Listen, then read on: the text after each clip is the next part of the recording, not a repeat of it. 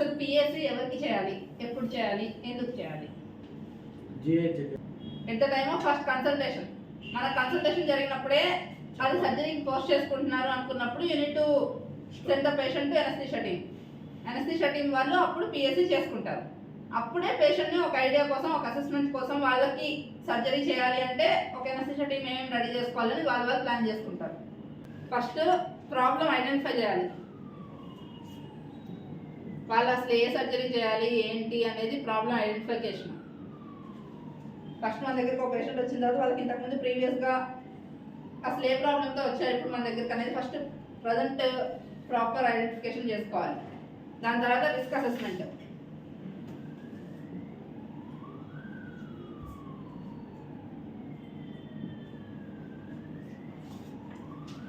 ఆ పేషెంట్కి ఏమేమి రిస్కులు ఉన్నాయి, ఇంతకుముందు హైపర్టెన్సివ్ కానీ డయాబెటిక్ కానీ ఇంతకుముందు ఇంకేమైనా ప్రాబ్లమ్స్ ఉన్నాయా, ఇప్పుడు దీనికి ఈ సర్జరీ చేయాలి అంటే ఎంతెంత వరకు రిస్క్ ఉంటుంది ఏంటి అనేది చెక్ చేసుకోవడం. Next preparation. Surgery before night మనం ఏమేమి ప్రిపేర్ చేసుకోవాలి ఆ కేసుకి. Just before knight of the surgery ఏమేమి ప్రిపేర్ చేసుకోవాలి. దాంతోపాటు ఎనస్థీషియా టెక్నిక్ ప్లాన్. మనం ఏ ఎనస్థీషియా ఇవ్వాలి అనేది బిఫోర్ నైట్ కానీ ఆన్ టేబుల్ కానీ ఏదైనా మనం ముందే ప్రీ అసెస్మెంట్ చేసేసుకున్నప్పుడే నీకు అక్కడ పిఎస్సి చెకప్ ఫామ్లోనే రాసేస్తావు ఏ ఎనస్థీషియా ఇస్తావు అనేది కూడా. ఆ ప్లాన్ కూడా ఆ రోజే నీకు డిసైడ్ అయిపోద్ది నువ్వు పిఎస్సి చేసుకుంటే. అదే స్పైనలా, లోకలా, జిఎనా ఏది ఇచ్చుకుంటారు ఏంటి అనేది నీకు ఇక్కడ ప్లాన్లోనే తెలిసిపోద్ది. ఇది అసలు పిఎస్సి చేసే పద్ధతి. ఫస్ట్ ప్రాబ్లమ్ ఐడెంటిఫికేషన్, తర్వాత రిస్క్ అసెస్మెంట్లో ఫస్ట్ నీకు కావాల్సింది ఏంటి అంటే హిస్టరీ టేక్.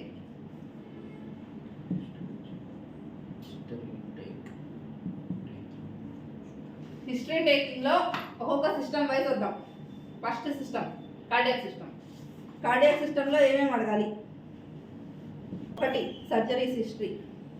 సర్జరీలో ఏమేమి వస్తాయి? సిఏబిజీ వస్తుంది, వాల్వ్ రిప్లేస్మెంట్, పీటీసీఏ వస్తుంది. పీటీసీఏ అంటే స్టంటింగ్. ఏదైనా వెదర్కి స్టంట్ మాత్రమే వేస్తారు అంటే దాన్ని పీటీసీఏ అంటాం. Next valve repairs. దాని తర్వాత మెడికల్ హిస్టరీ. వాళ్ళు ఇప్పుడు కూడా ఒకవేళ ప్రీవియస్గా సిఏబిజీ అయినా పీటీసీఏ అయినా they are under some drugs, వాళ్ళు ఇప్పటికీ ఆ ట్రీట్మెంట్ యూజ్ చేస్తున్నారా లేదా అది ఏంటి అనేది మెడికల్ హిస్టరీ కావాలి. వాళ్ళు వాడుకునే ప్రతి మెడిసిన్ మీరు ఖచ్చితంగా మీ అంతా మీరు ఎగ్జామిన్ చేసుకోవాలి. దీనిలో యాంటీప్లేట్లెట్స్ కానీ యాంటీకోయాగులెంట్స్ కానీ యూజ్ చేస్తూ ఉంటారు పేషెంట్స్. ఎన్ని ఇయర్స్ అయింది సర్జరీ జరిగి, డ్యూరేషన్ అడగాలి. At the time of childhood ఏమైనా సర్జరీస్ అయినాయా హార్ట్కి? కొంతమంది హార్ట్లో హోల్ ఉందని చెప్తారు, ఏఎస్డీ కానీ బిఎస్డీలు కానీ అంటాం. పీడియాట్రిక్ కార్డియాక్ డిసీజెస్ ఏమైనా ఉన్నాయా లేదా అని అడగాలి. దాంతోపాటు రీసెంట్గా సిఏడి హిస్టరీ ఏమైనా ఉందా అని. Coronary artery disease. ఈ సిఏడి వల్ల, సిఏడి అంటే ఏమేమి వస్తాయంటే యాంజైనా వస్తుంది, అన్స్టేబుల్ యాంజైనా వస్తుంది, స్టేబుల్ యాంజైనా వస్తుంది, ఎంఐ వస్తుంది. రీసెంట్గా ఎంఐ వచ్చిన పేషెంట్కి మనం ఏమేమి ఇన్వెస్టిగేషన్స్ చేయించుకోవాలి అనే దానికోసం మనకి సిఏడి హిస్టరీ కావాలి. Next second system respiratory system.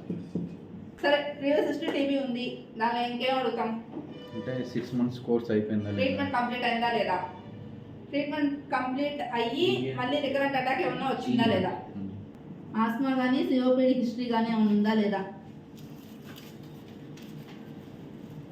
ఒకవేళ ఆస్మా పేషెంట్ కానీ సిఓపిడి హిస్టరీ కానీ ప్రీవియస్గా పేషెంట్కి ఉంది అంటే మనం బిఫోర్ నైట్ కొన్ని ప్రికాషన్స్ తీసుకుంటాం. అవి ఏమేంటివి అనేది అప్పుడు ప్రీవియస్ దానిలో మాట్లాడుతున్నాం. ఫస్ట్ హిస్టరీ టెక్నిక్లో ఇంకా ఆస్మా ఉంది పేషెంట్కి ప్రీవియస్గా, ఇన్హేలర్స్ వాడుతున్నారా లేదా, వాళ్ళు ట్రీట్మెంట్ మీద ఉన్నారా లేదా, లాస్ట్ ఎక్సాసర్బేషన్ ఎప్పుడు వచ్చింది అంటే లాస్ట్ ఒకవేళ హాస్పిటల్ ఐసీయూలో అడ్మిషన్ కానీ ఇవన్నీ ఎప్పుడు జరిగాయి, హిస్టరీ ఖచ్చితంగా కావాలి. అండ్ ఈ పేషెంట్స్కి నువ్వు ఖచ్చితంగా బ్రెత్ సౌండ్ చెక్ చేసుకోవాలి. వాళ్ళకి ఇప్పుడు కూడా వీజ్ ఉందా, క్రెప్స్ ఉన్నాయా ఏంటి అని అడగాలి. నెక్స్ట్ దాని తర్వాత కొంతమందికి ప్రీవియస్ హిస్టరీ వీజ్ ఉంటుంది, మాకు పడుకున్నప్పుడు పిల్లి కూతురు వినిపిస్తున్నాయి అని పేషెంట్సే చెప్తారు. అలాంటి పేషెంట్ని కూడా నువ్వు ఖచ్చితంగా రిస్క్ అసెస్మెంట్ అప్పుడు చెక్ చేసుకోవాలి. పేషెంట్ బయలాటరల్ ఏరియా ఉందా లేదా, ఏ టైంలో మాత్రమే పిల్లి కూతురు వస్తున్నాయి, వెయిట్ ఏమన్నా ఈ మధ్య లాస్ అయ్యారా, పెరిగారా, ఇవన్నీ కూడా దీనిలో చూసుకుంటాం. ఒకవేళ టీబీ హిస్టరీ ఉన్న పేషెంట్స్కి అయితే. నెక్స్ట్ దాని తర్వాత ఆక్యుపేషనల్ హిస్టరీ అడగాలి, ఏం పని చేస్తారు అని. అలాంటి టైంలో నువ్వు అసలు ఏం పని చేస్తావు అని కూడా అడగాలి. కొంతమందికి యాస్బెస్టోసిస్ ఉంటుంది, యాస్బెస్టోస్ దగ్గర పనిచేస్తారు, కొంతమందికి న్యూమోకోనియోసిస్ అంటారు. అలా ఆ ఆక్యుపేషన్ హిస్టరీని బట్టి కొన్ని హజార్డ్స్ ఉండే అవకాశం ఉంటుంది. అవి కూడా ఖచ్చితంగా అడగాలి. నెక్స్ట్ ఫస్ట్ బేసిక్ హెడేక్ ఉందా లేదా. రీసెంట్ ఆన్సెట్లో డైలీ హెడేక్ వస్తుంది అని చెప్తా ఉంటారు కొంతమంది. అలాగా హెడేక్ హిస్టరీ ఉందా లేదా. నెక్స్ట్ ప్రీవియస్ సీజర్స్ ఏమన్నా వచ్చాయా లేదా. కొంతమందికి మెనింజైటిస్ ఇన్ఫెక్షన్లకు కానీ లేకపోతే ప్రీవియస్గా ఏమన్నా సర్జరీస్ ఆపరేట్ అయినాయా, ప్రీవియస్గా ఏమైనా సర్జరీస్ జరిగాయా. ఒకవేళ సర్జరీస్ జరిగితే ఇప్పటికీ మెడిసిన్ వాడుతున్నారా. ఇప్పుడు క్రైనియోటమీ చేస్తూ ఉంటాం కొన్ని కండిషన్స్, వాళ్ళకి ఎమర్జెన్సీగా తీసేసుకుంటాం. వాళ్ళకి ఆ ముందు పిఎస్సీ చేసుకునేంత టైం ఏది ఉండదు. అలాంటి కండిషన్స్ అంటే స్పేస్ ఆఫ్ పెయిన్ లీజన్స్ అని చెప్పి ఇంతకుముందు న్యూరోఫైబ్రోమా అని కానీ ఏదో ఒక ట్యూమర్ కేసుకి మేము సర్జరీ చేయించుకున్నాము, ఇంతకుముందు ఏదో గడ్డు ఉందని కనెక్ట్ తీశారు అనేవి చెప్తా ఉంటారు పేషెంట్స్. అలాంటి కండిషన్స్లో వాళ్ళైతే ఏమైనా కీమోథెరపీ వాడారా లేదా, క్యాన్సర్ ట్రీట్మెంట్ యూజ్ చేశారా లేదా, చేస్తే ఎన్ని సైకిల్స్, కీమోథెరపీ కానీ రేడియోథెరపీ కానీ ఏదైనా ఎన్ని సైకిల్స్, ఆఫ్టర్ సర్జరీ ఎన్ని సైకిల్స్ జరిగాయని కూడా అడగాలి. నెక్స్ట్ ఫస్ట్ జిఐటీలో ఏం అడుగుతాం. గ్యాస్ట్రో ఇంటెస్టైనల్ ట్రాక్ట్ అంటే అబ్డామిన్ సర్జరీ జరిగాయా లేదా ఎందుకు అడుగుతాము అంటే, ప్రీవియస్గా ఇంతకుముందు ఎవరికైనా అబ్డామిన్ సర్జరీ జరిగి ఇప్పుడు కూడా మళ్ళీ అబ్డామిన్ సర్జరీ చేస్తున్నాం, ఇన్సిషనల్ హెర్నియాస్ అని కొన్ని కేసులు ఉంటాయి. అవి ప్రీవియస్గా ఏదో ఒక స్కార్ పడితే దానిలో నుంచి హెర్నియా వస్తుంది. ఆ ఇన్సిషనల్ హెర్నియా కేసెస్ కానీ ఇలాంటి కండిషన్స్లో అడేషన్స్ ఎక్కువ ఉంటాయి. అబ్డామిన్ రీసెంట్గా కంటిన్యూగా ఏమన్నా అబ్డామిన్ పెయిన్ కానీ అలాంటివి ఏమన్నా వస్తూ ఉన్నాయా.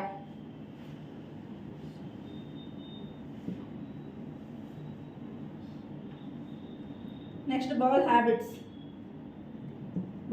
అంటే ఏమేమి వస్తాయి.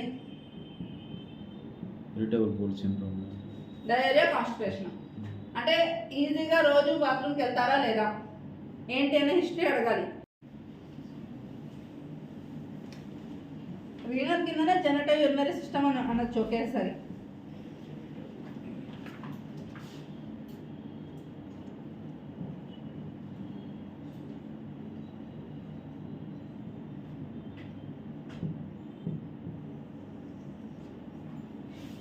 దీనిలో ఏం అడుగుతాం. రీనల్ స్టోన్స్, ప్రీవియస్గా సర్జరీస్ ఏమైనా జరిగాయా రీనల్ స్టోన్స్ పరంగా. నెక్స్ట్ సికేడి ఏమైనా ఉందా లేదా, ప్రీవియస్గా ఏమైనా ట్రాన్స్ప్లాంట్ జరిగిందా. కొంతమందికి నెఫ్రెక్టమీ జరుగుతుంది, దానికి డోనార్ అని చెప్పి రిసిపియంట్ అని ఏదో ఒకటి ఉంటుంది, అది కూడా అడగాలి. సర్జరీ హిస్టరీ అడగాలి. చాలామంది డోనార్ నెఫ్రెక్టమీలో చాలా కేసులకు వస్తారు, వాళ్ళకి ఫ్లూయిడ్ కొంచెం రిస్ట్రిక్ట్ చేసుకొని ఇస్తామా ఏంటి అనేది దానికోసం మనం సర్జరీ హిస్టరీ అడుగుతాం. సికేడి అయి ఉంటే పేషెంట్ ఎన్ని ఇయర్స్ నుంచి ట్రీట్మెంట్ జరుగుతుంది, ఆ ట్రీట్మెంట్లో ఒకవేళ డయాలసిస్ జరుగుతుందా లేదా.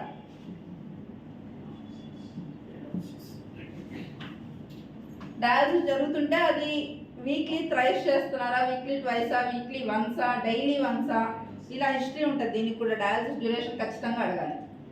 ఈ డయాలసిస్ చేస్తున్నాం అనే పేషెంట్స్ దగ్గర మనం చూసుకోవాల్సింది ఇంకోటి ఏంటి,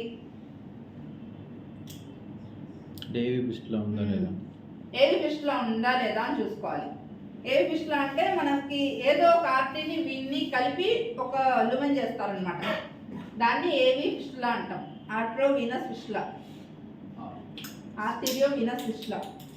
ఆ ఏవి ఫిస్టులా ఉంటే నువ్వు కూడా నీకు పేషెంట్కి ఏవి ఫిస్టులా ఉందా లేదా నీకు తెలియకపోతే అదంతా వేస్ట్ కదా. ఏవి ఫిస్టులా ఉన్న హ్యాండ్కి నువ్వు ఎప్పుడు బీపీ కఫ్ కట్టి బీపీ రీడింగ్ చూడకూడదు. Next endocrinology.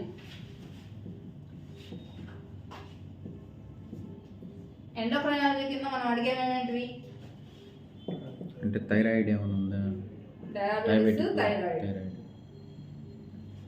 డయాబెటిస్లో ఏమేమి అడుగుతాము. హిస్టరీ, ఎప్పటి నుంచి నీకు డయాబెటిస్ హిస్టరీ ఉంది అని. ఉంది దానిలో వాళ్ళు ఏమేమి వాడుతున్నారు, ఒకటి ఓహెచ్ఎసా, ఇంకోటి ఇన్సులినా. ఓహెచ్ఎస్ అంటే టాబ్లెట్స్, ఓరల్ హైపోగ్లైసమిక్ ఏజెంట్స్.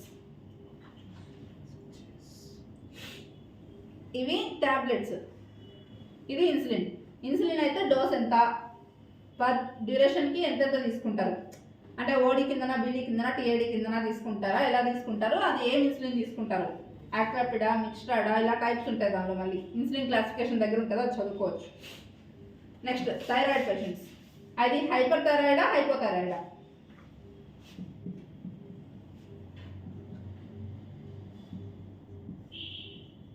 వీళ్ళకి కూడా నీకు కావాల్సింది జస్ట్ హిస్టరీ, అసలు ఎప్పటి నుంచి ఉంది, ఏ ఏజ్ నుంచి ఉంది నీకు థైరాయిడ్ అని, తర్వాత ఎంత పవర్ ట్యాబ్లెట్ యూజ్ చేస్తున్నారు అని.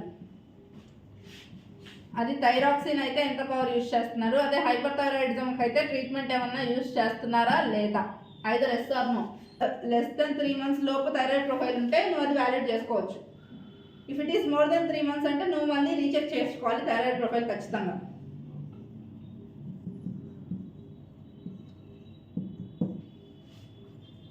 నెక్స్ట్ ప్రీవియస్గా సర్జరీ హిస్టరీస్ ఏమైనా ఉన్నాయా, అది ఏ సర్జరీ అయినా. నెక్స్ట్ ప్రీవియస్ హాస్పిటలైజేషన్ హిస్టరీ ఏదైనా ఉందా, ఇంతకుముందు హాస్పిటల్లో ఏమైనా అడ్మిట్ అయ్యారా. ఇప్పుడు ఈ కోవిడ్ వచ్చిన తర్వాత అందరినీ కోవిడ్ హిస్టరీ కూడా అడుగుతున్నారు. కోవిడ్ వచ్చిందా, వస్తే ఐసీయూలో అడ్మిట్ అయ్యారా, రూమ్ సైడ్ అడ్మిట్ అయ్యారా, నెక్స్ట్ దాన్ని బట్టి వ్యాక్సిన్ అయిందా లేదా. నెక్స్ట్ ప్రెగ్నెన్సీ, ఫిమేల్స్కి అయితే ప్రెగ్నెన్సీ, లాస్ట్ చైల్డ్ బర్త్. ప్రెగ్నెన్సీలో ఏమేమి అడుగుతాము, ఒకవేళ ప్రీవియస్గా ప్రెగ్నెన్సీ అయ్యి ఉంటే కనుక ఎన్విడియా, ఎల్ఎస్సిఎస్ఆ.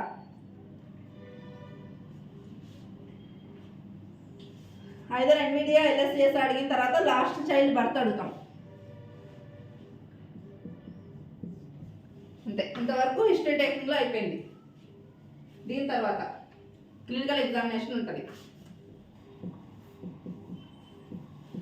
హిస్టరీ టేకింగ్ అయిపోయిన తర్వాత క్లినికల్ ఎగ్జామినేషన్.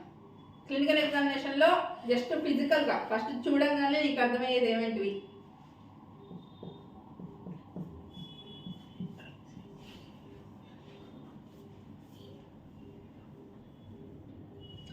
పికిల్ అంటారా. ఫస్ట్ పి అంటే పేలర్, పేషెంట్కి హెచ్బి తక్కువ ఉందా లేదా, ఎలా ఉంది అని ఎలా అసెస్ చేస్తారు అని చెప్పేసి. ఒకటి ఎక్కడెక్కడ చెక్ చేసుకుంటాం, ఐస్, టంగ్. కంజంక్టివా చూసుకుంటాం ఐస్లో అయితే, టంగ్ టిప్ చూసుకుంటాము, ఇంకోటి నెయిల్ బెడ్స్ చూసుకుంటాం. నెక్స్ట్ ఐ అంటే ఇక్టరస్, ఇక్టరస్ అంటే జాండిస్, అంటే పేషెంట్కి కామర్ లైనియా. రీసెంట్గా ఇంతకుముందు ఎప్పుడైనా హిస్టరీ కూడా అడుగు ఉండొచ్చు, అది మనం లివర్ చెప్పుకున్నప్పుడు హిస్టరీ అడగొచ్చు. దాంతో కాదు అనుకుంటే కనుక ఇక్కడ ఎక్స్ప్రెస్ ఎలా తెలుస్తుంది, కంజంక్టివా చెక్ చేసుకుంటాం. అది కూడా ఇక్కడ పేలర్ ఎలా చెక్ చేస్తాం, ఇక్ట్రస్ ఎలా చెక్ చేసుకుంటాం. ఇది కూడా ఐస్ కదా, మనం ఐస్ కలర్.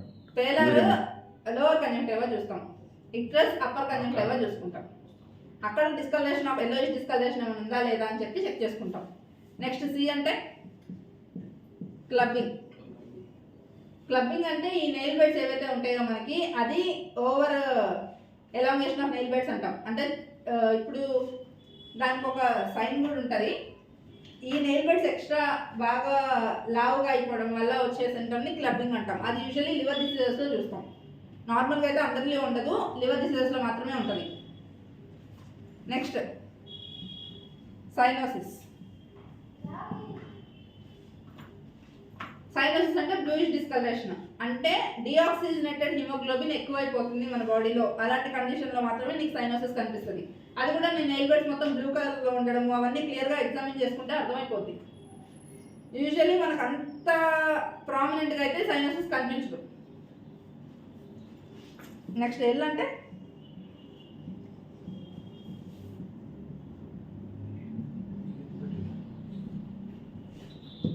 లింఫెడెనోపతి. ఎక్కడెక్కడ లింఫ్ నోడ్స్ ఎగ్జామిన్ చేసుకుంటాము యూజువల్లీ మనము అంటే below the neck cervical lymph nodes examine చేసుకుంటాం. ఆ సర్వైకల్ లింఫ్ నోడ్స్ ఒకవేళ ఇఫ్ ఇన్ కేస్ నీకు పాల్పబుల్ అయ్యాయి లింఫ్ నోడ్స్ అన్నప్పుడు దాని ఇండికేషన్ ఏంటి అంటే ప్రీవియస్ డేస్లో పేషెంట్కి ఎక్కడో ఫీవర్ వచ్చింది, లేకపోతే ఏదో ఇన్ఫెక్షన్ ఉంది. అలాంటి కండిషన్లో మాత్రమే లింఫ్ నోడ్స్ ప్రామినెంట్ అవుతాయి. సో ఆ లింఫెడోపతి నీకు తెలుస్తుందా లేదా అనేది నువ్వు ఎగ్జామిన్ చేసుకోవాలి. Under the neck you need to palpate. Next ఈ అంటే ఎడిమా, ఐదర్ పీడల్ ఎడిమానా లేకపోతే ఫేషియల్ పఫినెస్. సీక్రెట్ కేసెస్లో పఫినెస్ కనిపిస్తుంది, ఫేషియల్ పఫినెస్, ఓవరాల్ బాడీ మొత్తం స్వెల్లింగ్ ఉంటుంది. నెక్స్ట్ హైపోప్రోటీనియా ఉందా, అలాంటి కండిషన్స్ అన్నీ అసలు నీకు ఎడిమా ఉంది అంటే అది ఏ ఎడిమా, దాన్ని బట్టి ఏం ఇన్వెస్టిగేషన్ చేయించుకోవాలి అనే ఐడియా కోసం నీ ఇది కావాలి. Next airway examination.